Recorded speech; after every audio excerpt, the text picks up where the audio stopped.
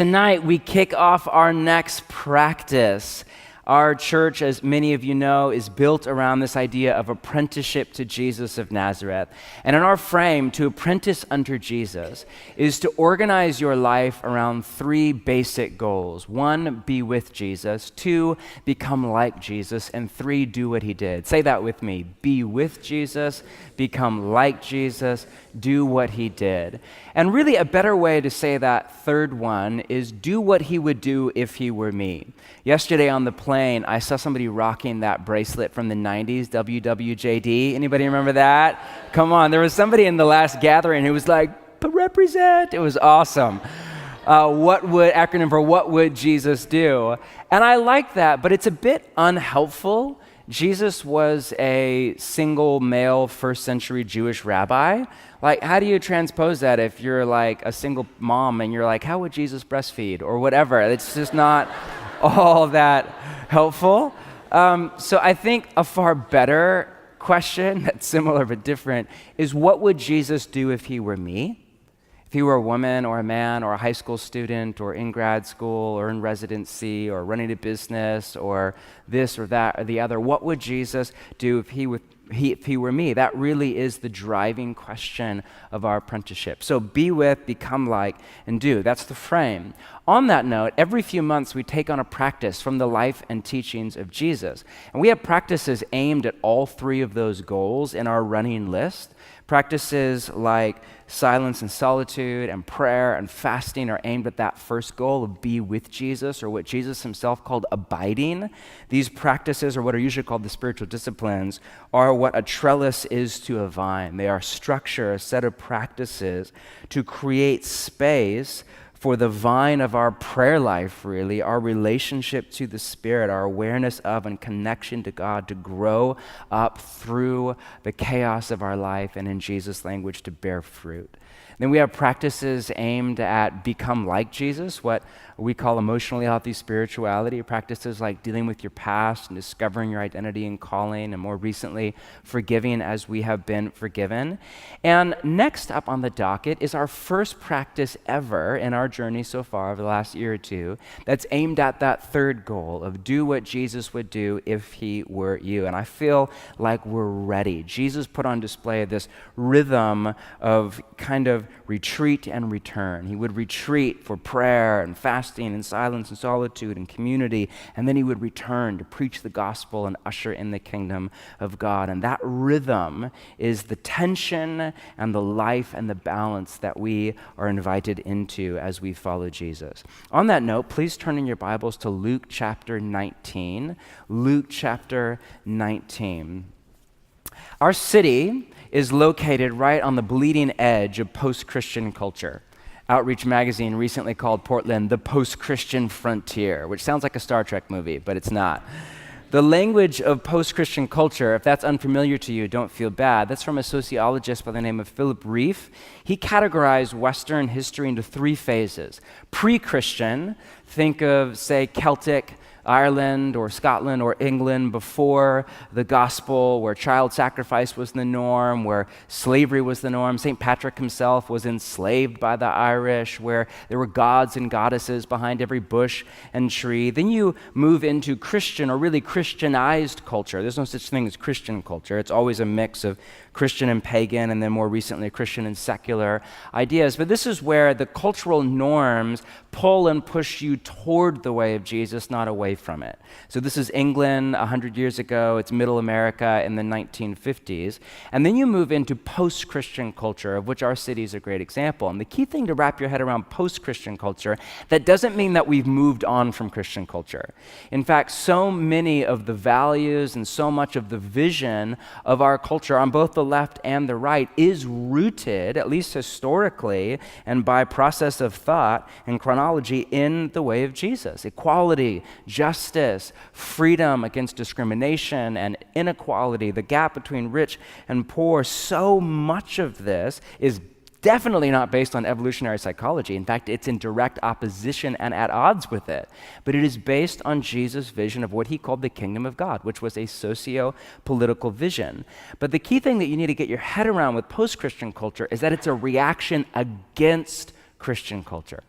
It's like the West's rebellious teenager moment. That's why so many of our friends who don't follow Jesus are far more open to yoga or to quasi-Buddhist kind of mindfulness with some organic juice than they are to God, right?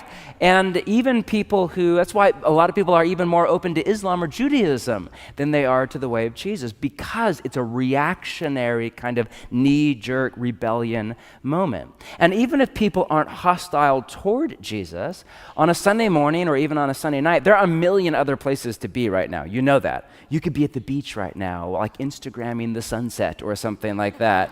You could be down the street, eating a late dinner at Tasting Alder or having a great beer at Base Camp or whatever your thing is. I mean, we live in a city where there's now a whole decade, but we put in between adolescence and adulthood, and we just call it brunch, There's so many other places that you could be. Rosiah Butterfield, who's on our recommended reading, hopefully you have that bookmark from on your way in, writes this: "Let's face it, we have become unwelcome guests in the post-Christian world. Our children ride their scooters in neighborhoods where conservative Christianity is dismissed or denounced as irrelevant, irrational, discriminatory, and dangerous. Many of us go to work in places where sensitivity training has become an Orwellian nightmare. Christian common sense is declared hate speech by the new keepers of this culture. The old rules don't apply anymore. Many Christians genuinely do not know what to say to their unbelieving neighbors. The language and the logic have changed almost overnight. I'm in my mid-30s, and really it's been the last decade or two, and for me that is so disorienting. It was this way, and now it's another. And if that rings true with you, you are not alone. And one of the questions that we have to ask is, how do we invite people to follow Jesus along with us in this post-Christian city? You're here because most of us have come to experience life, or what Jesus called life to the full, in the reality of the kingdom. And God has put a love in our heart for our family, for our friends, for a neighbor, a barista, a coworker, somebody else at the gym. How do we invite people to experience the life that we love and enjoy every single day in a cultural milieu where there's hostility and it's not PC and we feel weird and awkward and so on?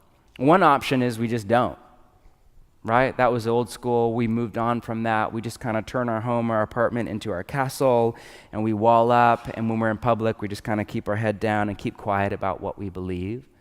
Another option is we just edit the way of Jesus to update it for the progressive world. We take out all the bits and pieces that are not PC, which of course changes every 5 years, but are not up to date on that. Or is there an option C? I think there is.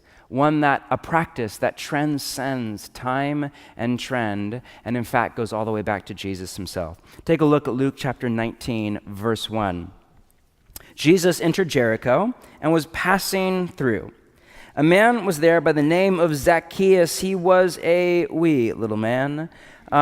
He was also a chief tax collector and was wealthy.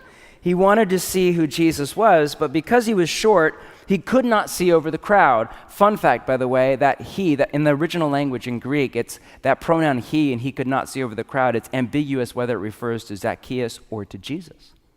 Sunday school, mind blown.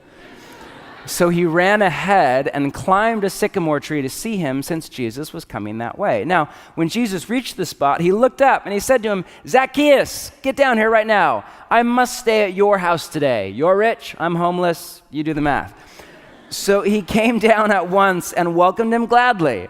All the people saw this and began to mutter, gossip, backbite. "He has gone to be the guest of a sinner." But Zacchaeus stood up and he said to the Lord, "Look, Lord, here and now I give half of my possessions to the poor. If I've cheated anybody out of anything, I will pay back 4 times the amount."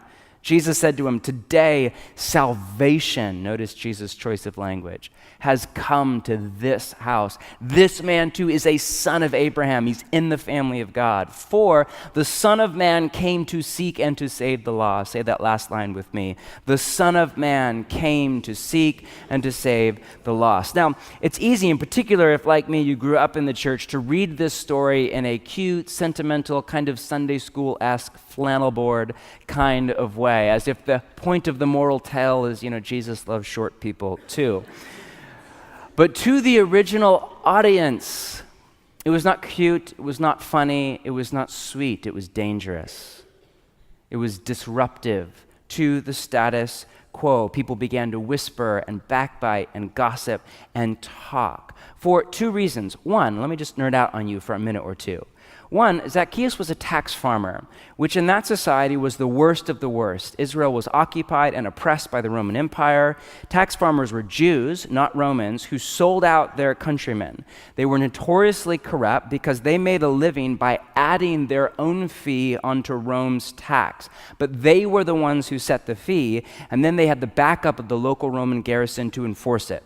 So say you're Matthew or you're Zacchaeus, you're at your toll booth on the road into Capernaum. Here comes Peter, which is catch of fish for the day. You tax him. Rome's tax is something like 50%.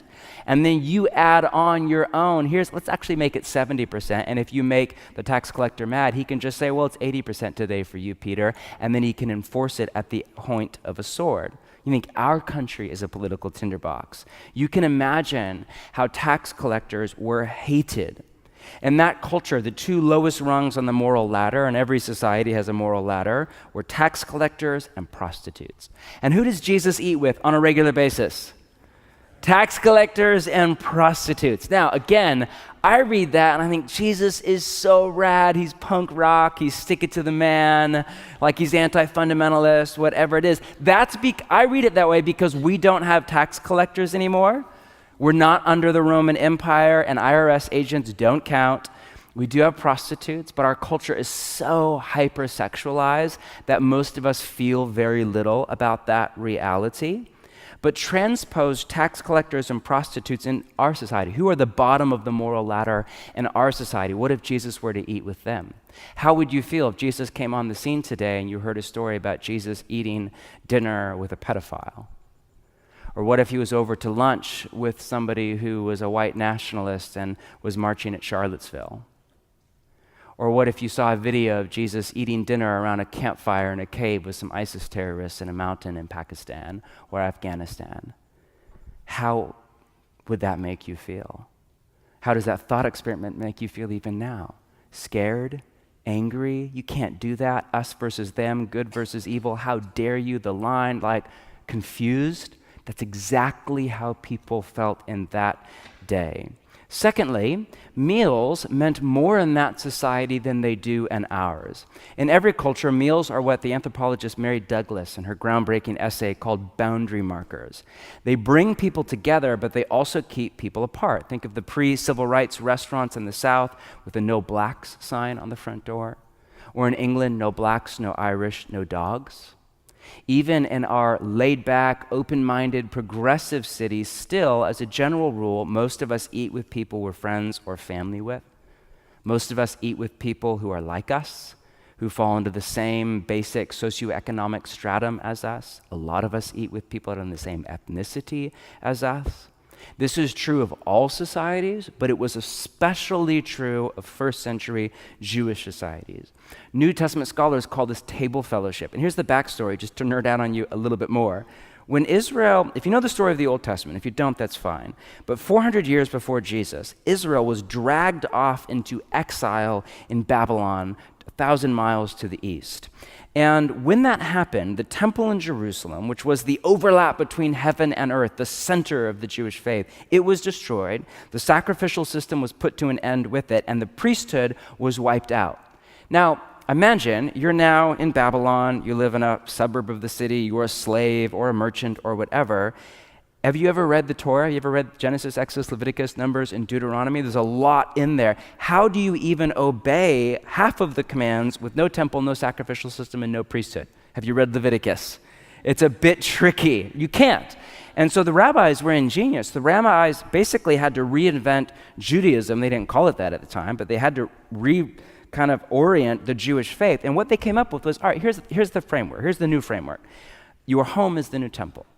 Your table is the new altar. The dad is the father of the house, is the new priest, and the meal is the new sacrifice. That sounds kind of cool, except then the Pharisees come along. We forget that the Pharisees started out good. They were the descendants of Ezra, if you know that story in the Old Testament. Jesus himself, a lot of people think, was a Pharisee. And his infighting was exactly that. It was insider critique. The Pharisees started out good, but eventually lost the plot line. The Pharisees' working theory was, listen, what got us into the mess of exile was sin, and what will get us out of the mess of exile is less sin or ideally no sin. 400 years later, in Jesus' day, we forget that even though they are back in the land, first off, 2/3 of Israel is still outside of the land. Persia, Babylon, Egypt, all over the place. Only 1/3 are back in the land. And two, the Roman Empire is still in charge. So at least at an existential level, most first century Jews thought, we are still in exile. How do we get out of it? And the Pharisees' hypothesis was, okay, if all Israel were to just keep the Torah for one day, just for 24 hours, that would unlock something. The Messiah would come back and end the exile and usher in the kingdom of God, right? Now that sounds cool. So what they did was they upped the ante and they called for everybody, not just the priests, but for every Jew to live by the commands for the priests at the temple. Because after all, your home is the new temple, the table is the new altar, so on and so forth. Which again sounds kind of cool. Okay, up the ante on holiness. All right, I like that. It's like a reform movement. But if you know the commands about the priest, you know the commands about the temple, and I don't have time to get into this, that meant no Gentile or non-Jewish person was ever allowed in your house, much less at your table. Neither was anybody with special needs. Neither was anybody who was deformed. And most definitely not anybody who was a sinner, which was a way of saying not Torah observant. You see what's going on. All that to say, a rabbi in that culture, a teacher of the Torah, would never be caught dead in the home of somebody like Zacchaeus. New Testament scholar Scott Barchi writes this: it would be difficult to overestimate the importance of table fellowship for the cultures of the Mediterranean basin in the first century. Mealtimes were far more than occasions for individuals to consume nourishment. Being welcomed at a table for the purpose of eating food with another person had become a ceremony ritually symbolic of friendship, intimacy, and unity. Thus, betrayal, unfaithfulness toward anyone with whom one had shared the table was viewed as particularly reprehensible. On the other hand, when persons were estranged, a meal invitation opened the way to reconciliation. One German theologian says it like this: in the East, even today, to invite a person to a meal was an offer of peace, trust, brotherhood, or sisterhood, and forgiveness. Sharing a table meant sharing life. In Judaism in particular, table fellowship means fellowship before God. For the eating of a piece of broken bread by everyone who shares in a meal brings out the fact that they all have a share in the blessing which the master of the house had spoken over the unbroken bread. The inclusion of sinners in the community of salvation achieved in table fellowship is the most meaningful expression of the message of the redeeming love of God. One theologian I read yesterday said that Jesus got himself killed because of the people he ate with, because he ate with all the wrong people. You see, for Rabbi Jesus, meals were not a boundary marker, but a sign of God's great welcome into the kingdom. Not a way to keep people out, but listen, a way to invite people in. Notice that last line in verse 10, for the Son of Man came to seek and to save the lost. Now, if you were in the original audience, first off, you would not read this, and you would not read just one or two paragraphs at a time. You would hear this out loud. It's an oral society. There's no codex. You're 1,400 years away from Gutenberg.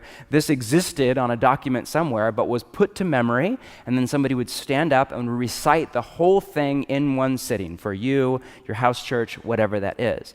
And it's an oral society, so your ear is attuned to hear, and they would repeat things. That was a way of saying, okay, this is really important. Now, when you heard that line, the Son of Man came, your ears would perk up, because Luke's already used that phrase once before, and you would play connect the dots. For those of us that don't have this put to memory, just turn really fast to the left in your Bible to chapter 7. Let me show you the one other time that Luke uses that phrase. Take a look at chapter 7. Let's parachute right into the middle. Verse 33, Jesus is teaching, has this to say: for John the Baptizer came neither eating bread nor drinking wine. Not a very fun guy to party with, right? And you say, he has a demon, right? the Son of Man came, there's our phrase, the first part is the same, but notice the second half is different. The Son of Man came eating and drinking, verse 34.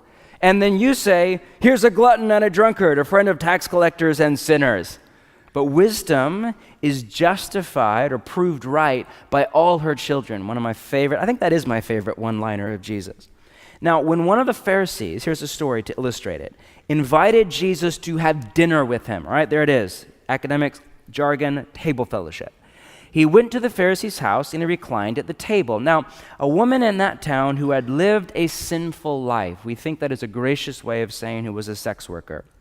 When she learned that Jesus was eating at the Pharisee's house, so she came there with an alabaster jar of perfume. So imagine you're a sex worker in a hyper-conservative, male-dominated society. You don't go over to like the Pharisee's house, right? But she came there, the courage. And she stood behind him at his feet weeping. She began to wet his feet with her tears. Then she wiped them with her hair, kissed them, poured perfume on them. By the way, again in this culture, if you are a woman, you do not let your hair down in public ever. Some scholars, we don't know, but theorize that she's interacting with Jesus the only way that she knows how to interact with a man. 39, when the Pharisee who had invited him saw this, it was scandalous. He said to himself, if this man were a prophet, he would know who was touching him and what kind of woman she is, that she is a sinner. Now, never think a thought like that in your mind around Jesus. Jesus answered him, 40, Simon, I have something to tell you. Tell me, Rabbi, he said. And then Jesus goes into a story. Classic Jesus. 2 people owed money to a certain moneylender. One owed him 500 denarii and the other 50. So denarius was a day's wages. So about 2 years worth of income versus 2 or 3 months worth of income. So take your salary. Some of you are like, I'm in school, I have a negative salary right now or whatever. But those of you that are out of school, take your salary and just do the math on that. 2 years' wages versus 2 or 3 months' wages. Now, neither of them had the money to pay him back. Like, even if you have a good job, I know, the wisdom says you're supposed to have 6 months of your salary in your bank account. How's that working for a lot of you? Most of us don't. Now, neither of them had the money to pay them back, so at least not cash on hand. So he forgave the debts of both. Now, which one will love him more? Simon replied, I suppose the one who had the bigger debt forgiven. You have judged correctly, Jesus said. I have to believe there's some sarcasm in there. I don't know. But then he turned towards the woman and he said to Simon, do you see this woman? I came into your house, and this next part is crazy. You did not give me any water for my feet. That was common custom in this day. It's a dirt road, there's no asphalt, you're not wearing Nikes, right? You have sandals on, you walk in. That was common custom. To not do so was an insult, an affront to your guest. But she wet my feet with her tears and wiped them with her hair. You did not give me a kiss. That was common culture. You would kiss somebody on the cheek to welcome them. But this woman, from the time I entered, has not stopped kissing my feet. You did not put oil on my head, which if you had money, if you were of means, like the host in this story, of course you would do that. But she has poured perfume, way more expensive, on my feet. So this is crazy. One of the reasons that the New Testament Jesus is actually quite funny at times, but the humor is lost. One, because of, the translation from Aramaic to Greek to English, all of that. But two, because it's a very different culture, and the primary form of humor was irony, which we kind of get sarcasm, but not,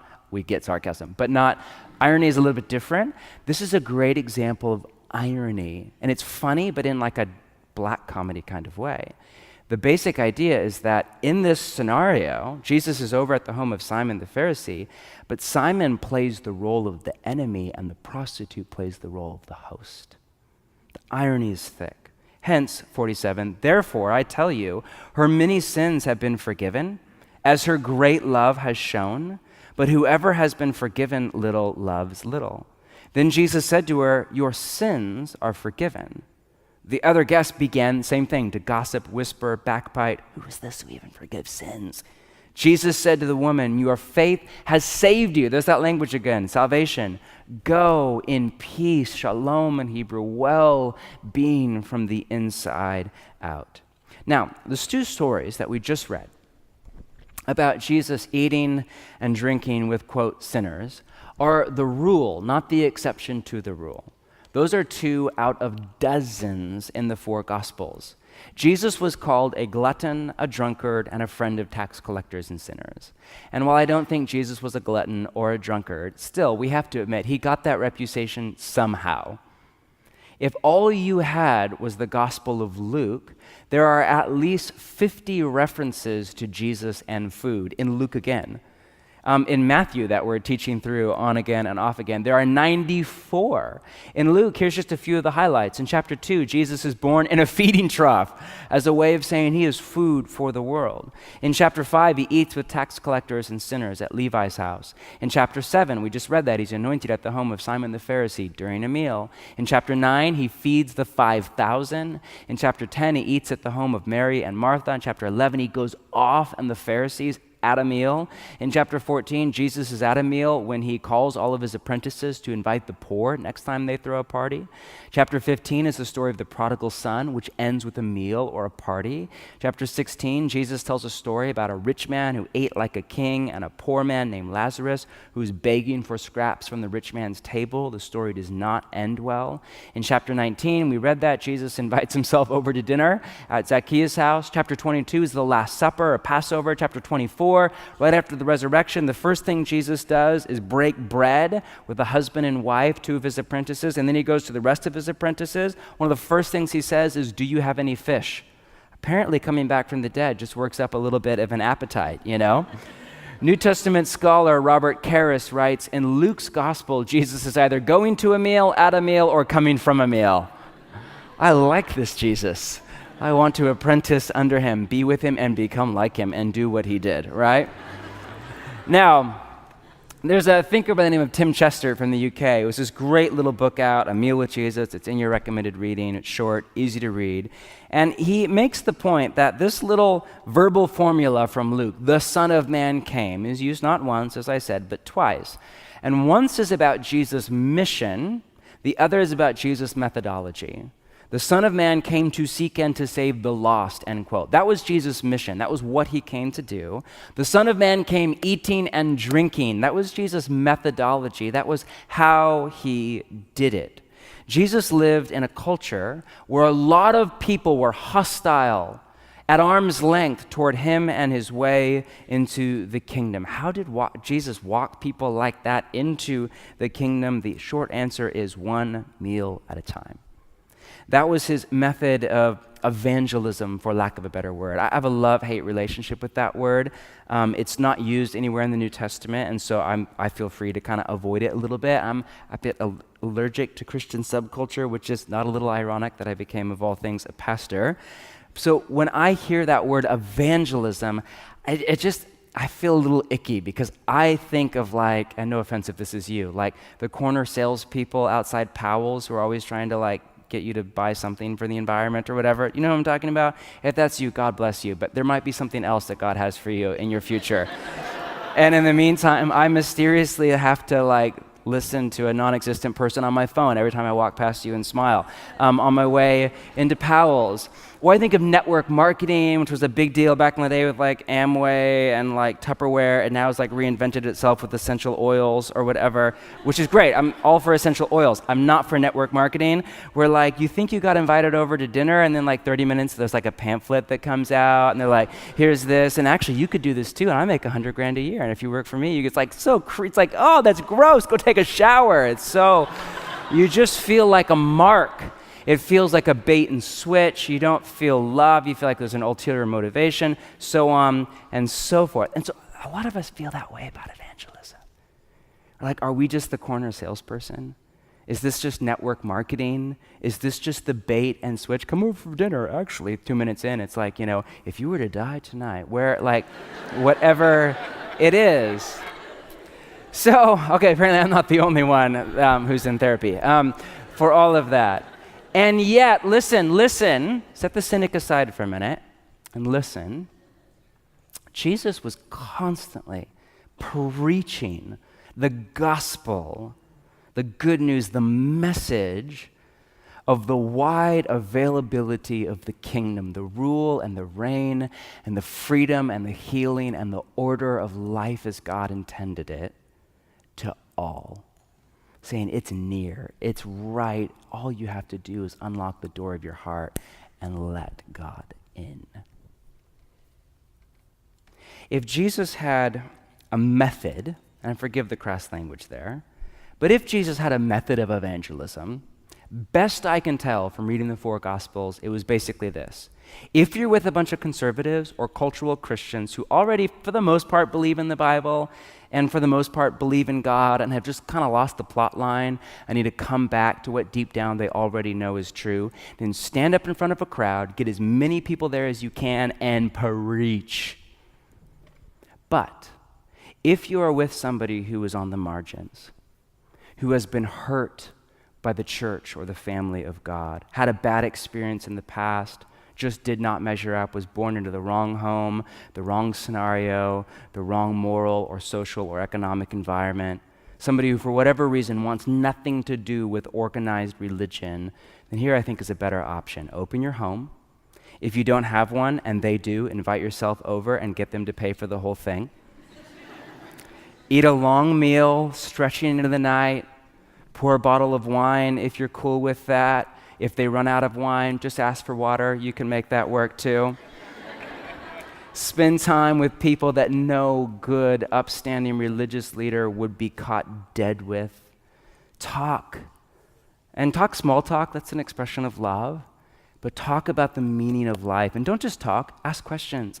And listen, really listen. Meet people right where they are at, not where you feel they should be.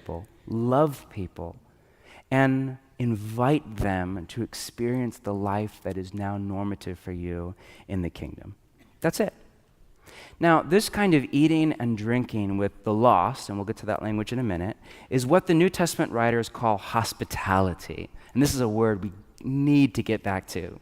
The word hospitality is philoxenion in Greek. It's a compound word. Philo means love. Think of Philadelphia, the birthplace of our nation, which coincidentally is based on the church in Revelation chapter 2, and the city of brotherly love. We all know what that means. But then xenos means stranger, foreigner, immigrant, refugee, outsider, or just guest. So think about it. Xenophobia is the opposite of hospitality. It is the fear or the phobia of the stranger, the outsider, the immigrant, the whatever. Hospitality is more literally, what it actually means is the love of the stranger, the outsider, the immigrant, the refugee, the guest. It's the welcome. Butterfield defined it as turning strangers into neighbors and neighbors into family. I would define hospitality as expressing the welcome of God the Father to all through tangible acts of love, ideally through giving food, shelter, and relationship. But it's a bit hard to define because hospitality is first and foremost a heart posture that then leaks out of your life, your budget, your time in tangible acts. One of our worship leaders this morning, Maddie, was telling me about her heart for hospitality and that she feels as a worship leader, that's what she is doing.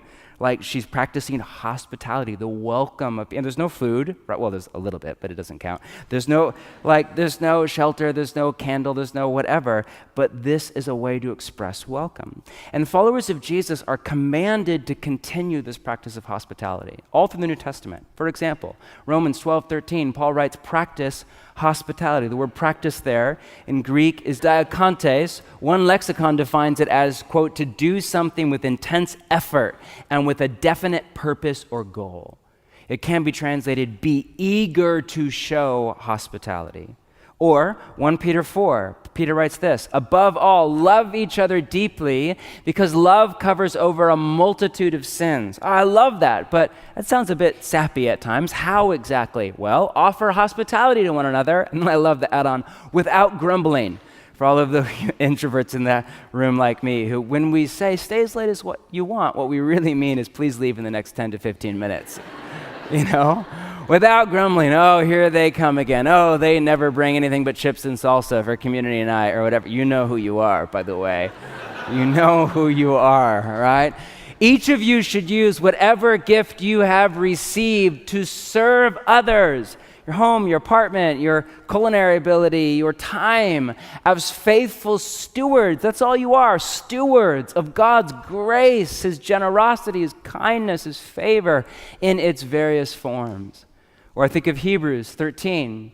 Keep on loving one another as brothers and sisters, as family. How? Do not forget to show hospitality to strangers. For by so doing, some people have shown hospitality to angels without knowing it. Later in 1 Timothy 3 and Titus 1, the practice of hospitality is on the job requirement and character quality list for elders or leaders in the church. You have to practice hospitality in order to lead up here or anywhere in the church. You know, I've heard of pastors being removed for heresy or an affair or funny business with money. I've never once heard a story of a pastor being removed for not practicing hospitality. Oh, a dirty secret came out. We found out the pastor has not had a neighbor over in 3 months. Right? He's out of here, right? No repentance or whatever it is, church discipline. But it's right there on the exact same list. And we are commanded to carry on this practice from Jesus' life.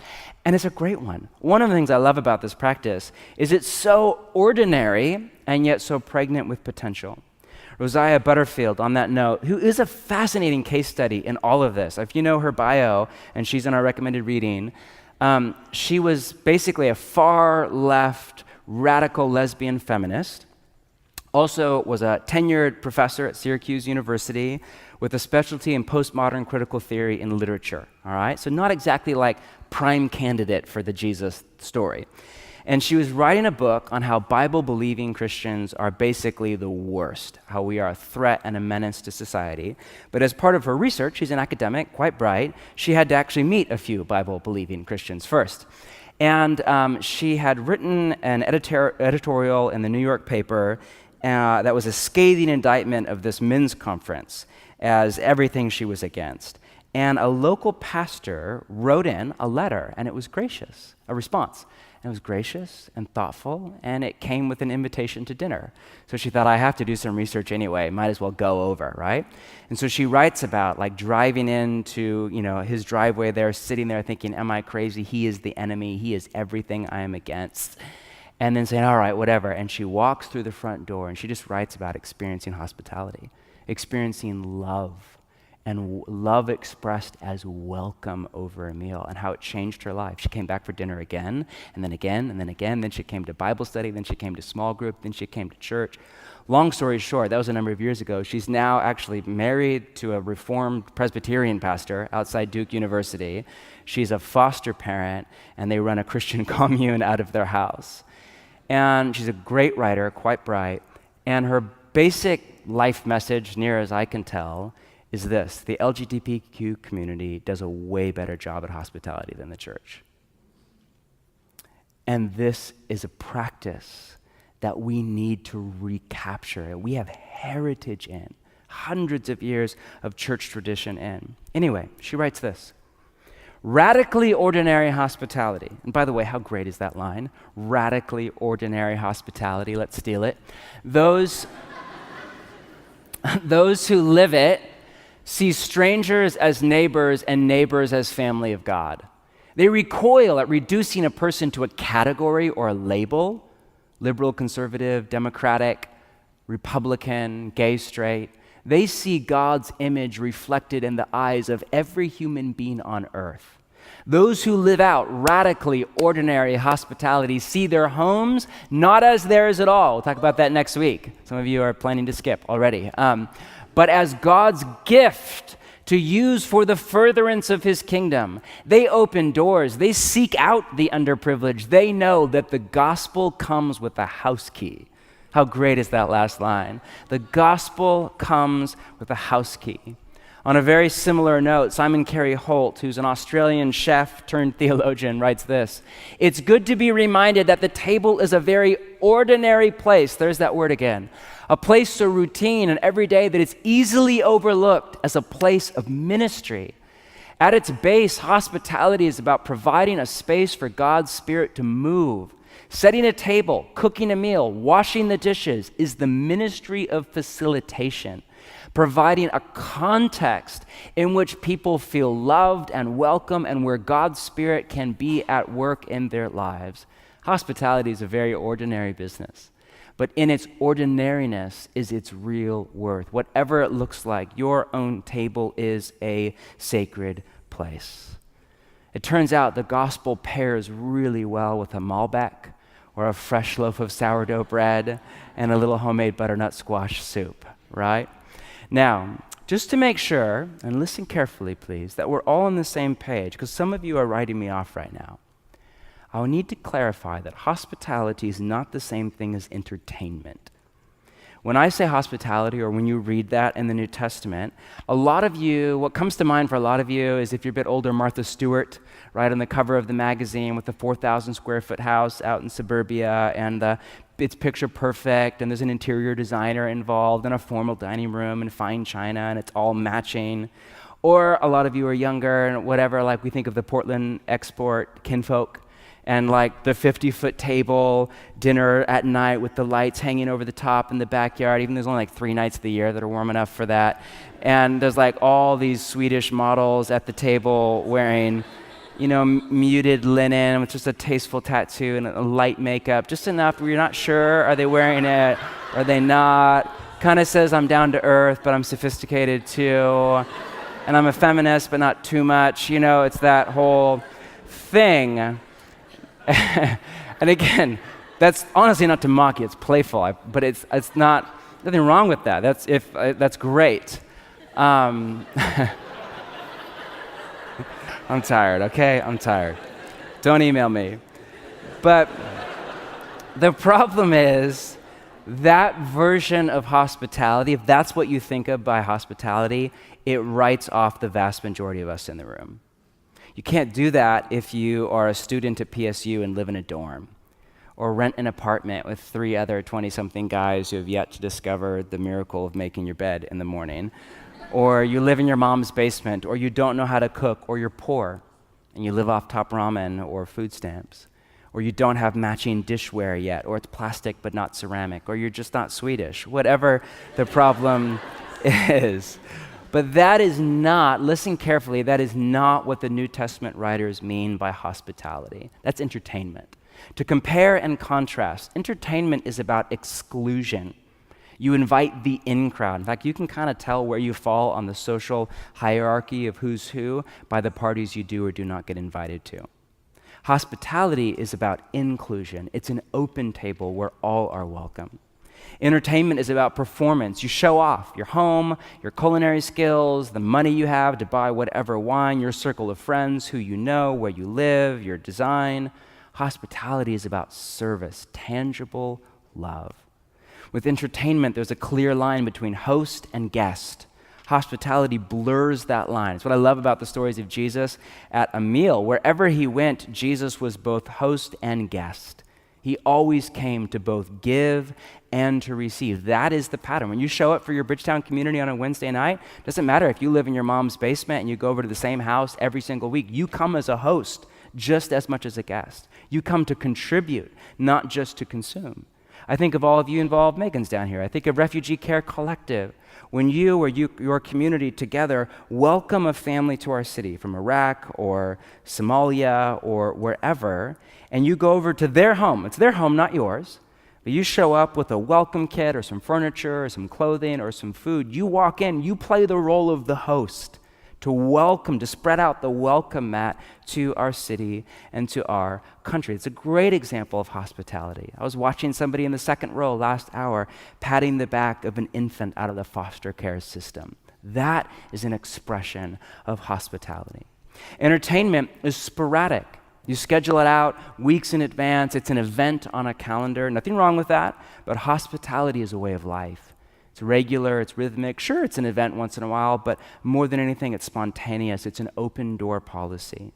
Entertainment is an act of reciprocity. I have you over, and then it's your turn to have me over, right? We have that little phrase like, you pay for lunch, wait, you got it next time, you pay next time, your house next time. That's fine.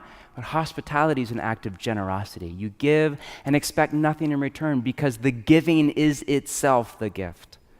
Entertainment, on that note, is a marker of the stratification of our society. You move up or down the social ladder one party at a time, whereas hospitality is about justice for the poor.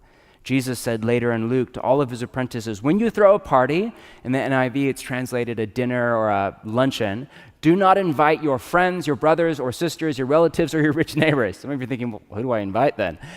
If you do, they may invite you back and so you'll be repaid. I remember the first time I read that, I'm like, yeah, what's wrong with that? But when you give a banquet, invite the poor, the crippled, the lame, the blind, homeschoolers like John Mark, and you will be blessed. Although they cannot repay you, you will be repaid at the resurrection of the righteous. Now, New Testament scholars point out this was a radical shift in the society of the day. So hospitality was already a high value in the ancient Near East. Have you ever been to the Middle East? It still is to this day. But where Jesus made not a subtle tweak, but a radical overhaul was instead of aiming hospitality upward and as a way to curry favor with those ahead of your station, he aimed it downward as a way to serve and do justice for the poor, to bring others into the life that you enjoy. And that is what changed the world. In fact, historians, we'll talk more about this next week, but argue this, through the practice of hospitality, this is how the gospel spread at such a rapid pace. From around Jesus' death and resurrection, around 120 people around a table in an upper room in Jerusalem, a tiny, not even a minority, a tiny sliver of a sect, of a sliver of a sect on the edge of the empire, to 3 centuries later, it was the dominant, it was the new normal. Over half of the empire was in some way, shape, or form a Christian or a follower of Jesus, to the point that toppling paganism, do you know anybody out there worshiping Zeus anymore? No. Toppling Caesar himself, and some people think the empire, because they were preaching that there is another Lord, not Caesar, but Jesus. There is another kingdom, not the Roman Empire. We think, most historians speculate, that Constantine's conversion in the 4th century, which was kind of the beginning of the end for the Middle Ages, but was a political power play. It was because a persecuted minority had become a political majority, and he had a problem. Over half of his constituents were now in some way, shape, or form a follower of Jesus. He had to make it the official religion of the empire, and so on and so forth. How did this happen? With no internet, no sound systems, no church buildings. It was for the most part illegal, no religious freedom, no celebrity pastors, not a single follower on Instagram. How? The gospel spread from one home to the next, one table to the next, all over bread and wine. Is this coming into focus for you yet?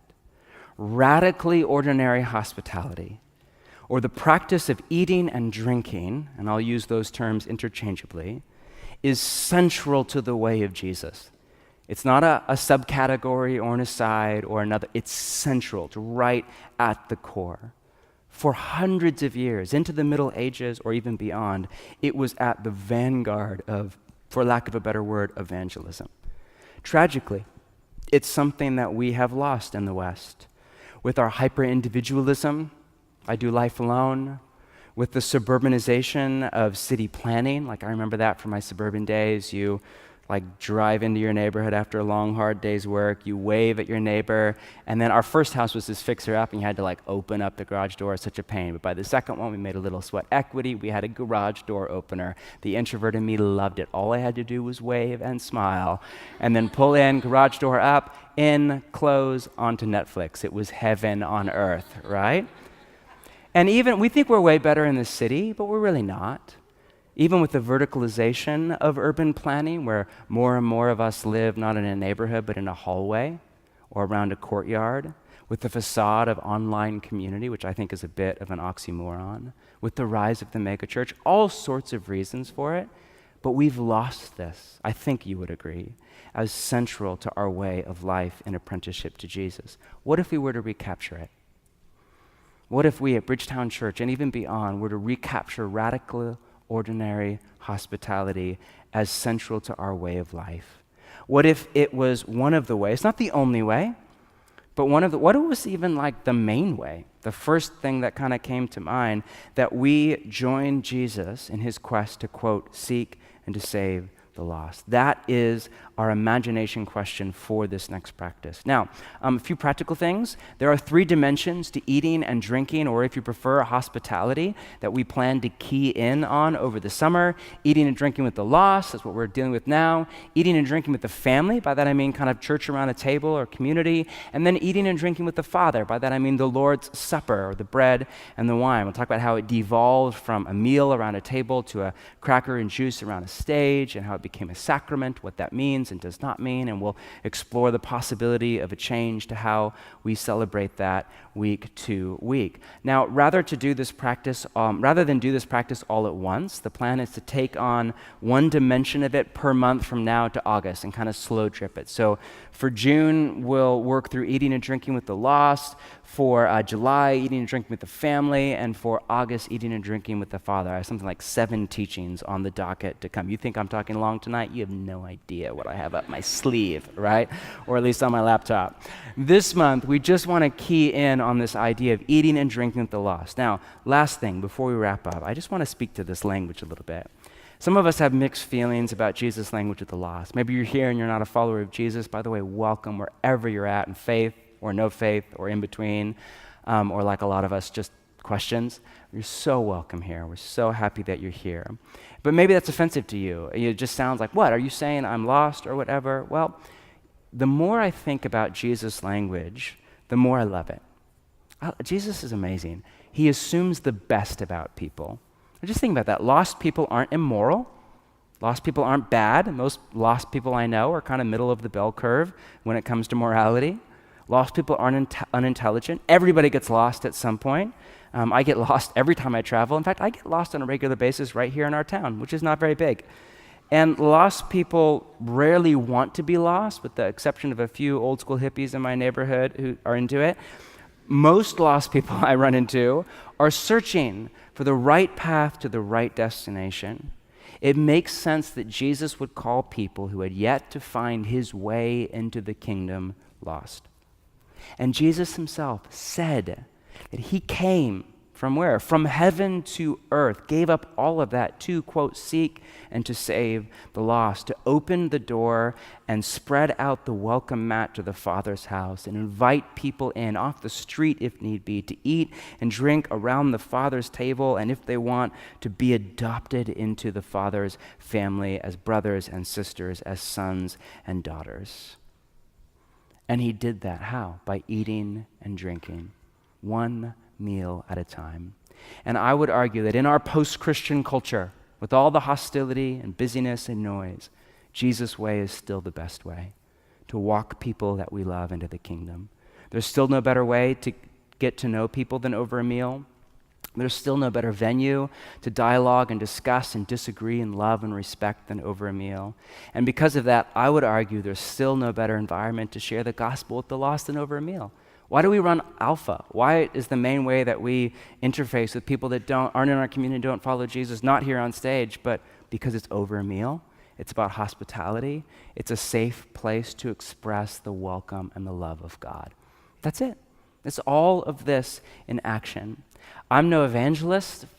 It's a weakness in my life, not a strength. But T and I have spent the last 5 or 6 years learning this practice of hospitality. I'll talk more about our journey with it next week. But all of the best conversations and maybe your story is different, but for me, all of the best conversations I've ever had with people who don't follow Jesus about Jesus have been not around this stage, but around my table. Everyone. Just before I left for Ireland, one of my best friends is not a follower of Jesus. He's this brilliant, quasi-Buddhist, Jewish agnostic, self-proclaimed seeker. So we just have the best conversations. Like, we're not chit-chat kind of people. We talk. We talk religion, philosophy, history, Donald Trump, religion, philosophy, history, Donald Trump, like just that, and about that order. Everything comes back to you-know-who at some point, right? And we just have the best conversations. And he came over, I think the week before I left, and walked in the door, sat down at my table, put a nice bottle of wine there, gave me a hug, and said, all right, this was his opening line. So, talk to me about the difference between Eastern religion and this idea that we're born good and then corrupted by our environment, and this Christian idea of yours of original sin. Now, am I really sinful at birth? Tell me what you think about that. After a glass of wine, yes. And we just started to talked for an hour, talked for another hour, talked into the night, the whole thing. We talked Genesis all the way to Revelation, back to Donald Trump, all the way to Revelation, all the way through. By the end, the wine was gone, and I felt like the Spirit of God was at work, but it might have been the wine. And my friend, I don't know if he will ever follow Jesus or not. Jesus is so at work in his life. He's like the most Christian non-Christian I've ever met. He's more Christian than most of you are. Oh, come on. I don't know. Man, I hope and pray he does. Either way, I really enjoy his company. And either way, it's such an honor to express the love that God has put in my heart for him through the tangible act of homemade pizza around my table. I love it. And the beauty of this practice is a few things. One, this is something you're already doing. You're here. You're not dead. That means you eat on a regular basis. You already do this 2 or 3 times a day. That's 21-ish times a week where you have a chance to practice hospitality. Just take what you're already doing and repurpose it for the kingdom. Meet up with somebody for breakfast before you go to work. Grab a coworker on your lunch break, walk down to a food cart, meet up for happy hour on the way home, invite a neighbor over for dinner, throw a block party on a weekend or a holiday like tomorrow. You don't need to add anything to your already overbusy schedule. Just unlock your front door. And the other wonderful thing about it is all of you can do this. All of you. Every single one of you in this room. Because we confuse hospitality with entertainment, we come up with so many excuses for why we can't do this or we can't do this now in this season of life. Excuses like, I live at home, or in a dorm, or with roommates, or my apartment is a mess, or I don't know how to cook, or I'm not an extrovert, or I don't like to entertain, or I have little kids who go to bed early and need an exorcism once in a while. Or my home is too small, or our furniture is all like used IKEA stuff from Craigslist. Or we think of hospitality as a female role in our society, and we reject that, either for feminist reasons or because we're a guy and we think that's not for me or whatever it is. And most of our excuses are exactly that, excuses that are easily overcome. My house is a mess, so clean it. It's not that hard. Or at least tidy it up a little bit. I don't know how to cook. Do you have Wi-Fi or somewhere? Google burrito bowl on YouTube. It's not that hard, right?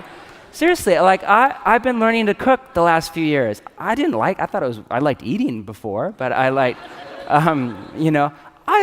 cooking, and I'm not great at it, but I'm decent. I'm getting better each year. You can learn how to cook. In fact, you can learn how to cook good. And all you need is internet access. That's all. And trial and error.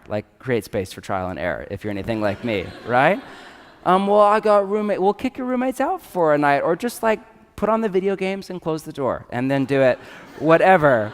My point is, you don't need to put this off, and you don't need a seminary degree and the answer to every hypothetical apologetics questions memorized. You don't need the picture-perfect family. You don't need a house with the formal dining room or the kinfolk table in your magazine with the round lights over the top. Not the pointy ones, the round ones. You know what I'm talking about.